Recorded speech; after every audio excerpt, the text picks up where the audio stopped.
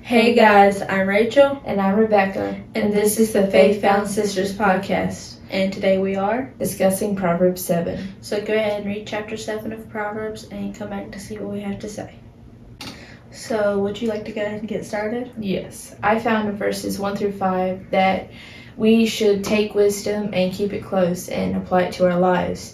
And as I said in last week's proverb, that if wisdom without applying it is nothing.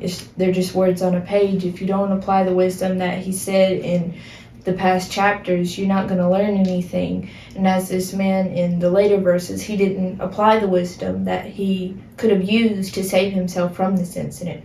So we just need to take the wisdom that is from the Bible, the whole thing, and apply it to our hearts. So that's what I found in those verses. The thing through Proverbs is wisdom and understanding. In about the first 20 chapters, you hear a lot about like a father addressing the son, which we can also apply that to our lives. Like God is the father and we are like the children he's addressing. So the wisdom he gives us in the instruction, and when he tells them to like bind it to our hearts, that means that we need to keep it close to us, because that's what God wants us to do. Yeah. And then in verses 6 through 22, it was kind of telling a story about the author of this chapter was saying that he saw a young man.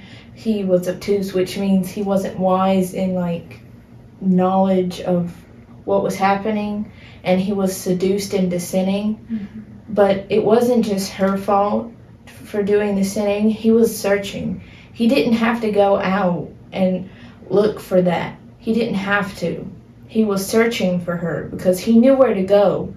It's not like he was just walking, and she's right there. He knew where to go. He knew where the sin was. And he could have taken another path to go another place, or not even gone at all. But that's kind of his fault as well. But it was her fault because she seduced him because of her dress, because in verse 10 it said that she had an attire of a harlot and that she was subtle of heart. So I'm not saying her dress kind of revealed her motives towards him. Mm-hmm. And if he could have realized that, he would have probably stayed away from her or didn't commit that sin altogether. Mm-hmm. Because it starts out saying that he was void of understanding, which means he didn't really know anything. He wasn't smart. And then it was saying in the twilight, in the evening, in the black and dark night, which means it was probably close to midnight. And he was walking down the road and she was there waiting for him. Like Rebekah said, he could have chose not to walk down there. He was walking with a purpose. So it is both people's fault. It's also her fault, because when you read, she prepared it for him. She said, I have peace offerings with me. This day have I paid my vows. Therefore came I forth to meet thee diligently, to seek thy face, and I have found thee. And that's verses 14 and 15. But she was preparing for him, She was ready to get him, and she was preparing and just waiting for that time. Because, if we can relate this to the devil is smart. He's waiting for us at every chance. The devil... People know there's a God, and so does the devil, and he trembles with fear because, he knows God is real. It's not like he's trying to deny it. He's trying to fight God.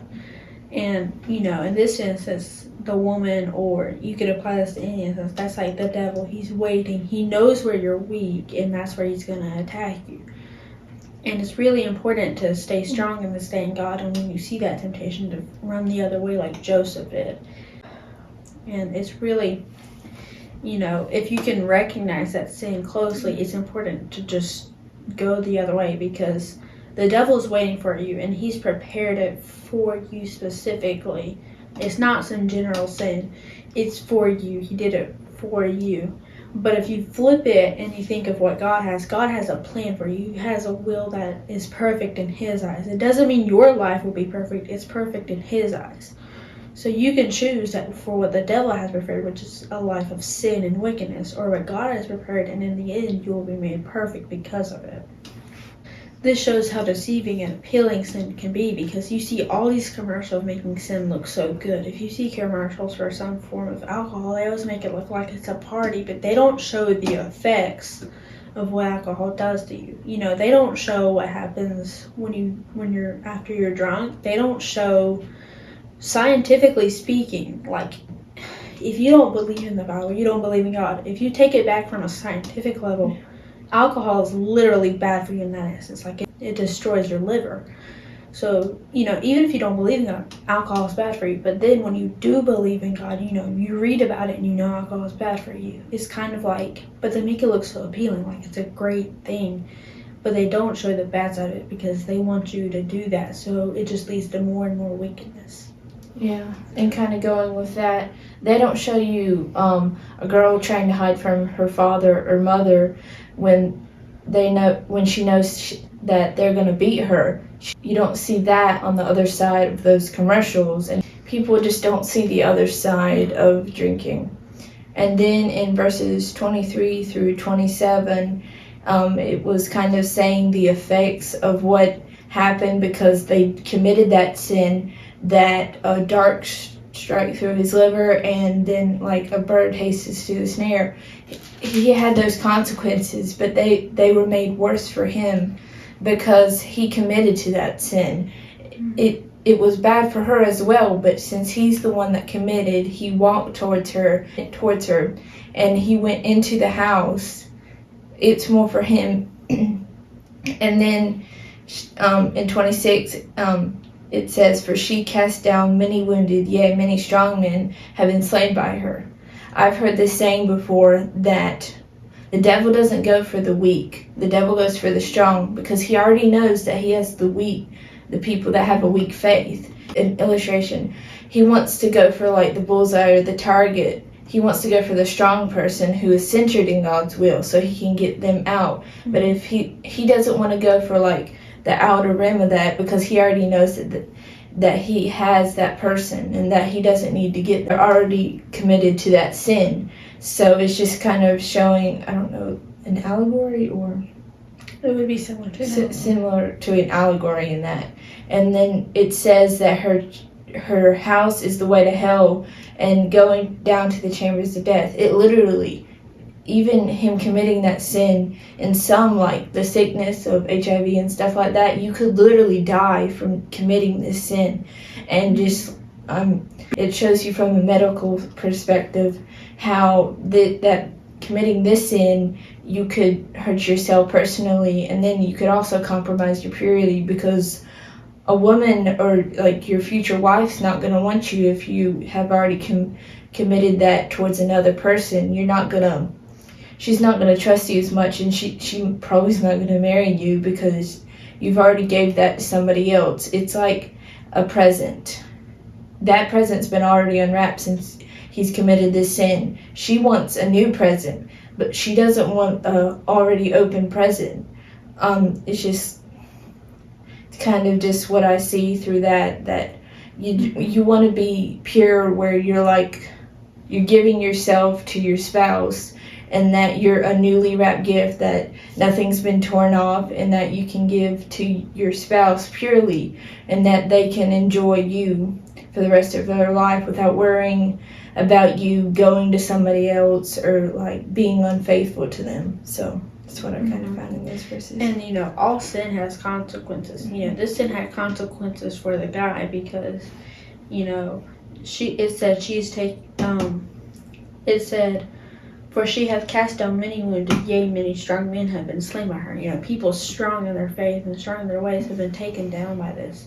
All sin has consequences. This guy was going to have terrible consequences because of what he did.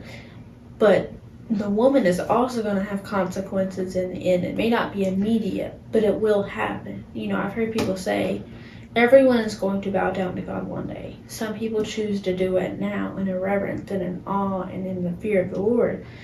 But some people, it's going to be too late, and when they die, that's when they're going to do it, because all sin does have consequences. So it's either now, when you have the free will and the choice to, or when it's too late for you, when you die. And on the flip side of all sin has consequences. Everything you do for God doesn't go unnoticed. That's a crown you can cast at Jesus' feet. Everything you do for God, it's a gift. He will bless you. There's someone that we've heard of that, he gives money to Christian colleges and the Lord continually blesses him, but he's always giving back to God. And it's really important to give back to God because, God will bless you when you give back to God. So that's why it's important to stay faithful to God. But if you don't, your sin is going to have consequences.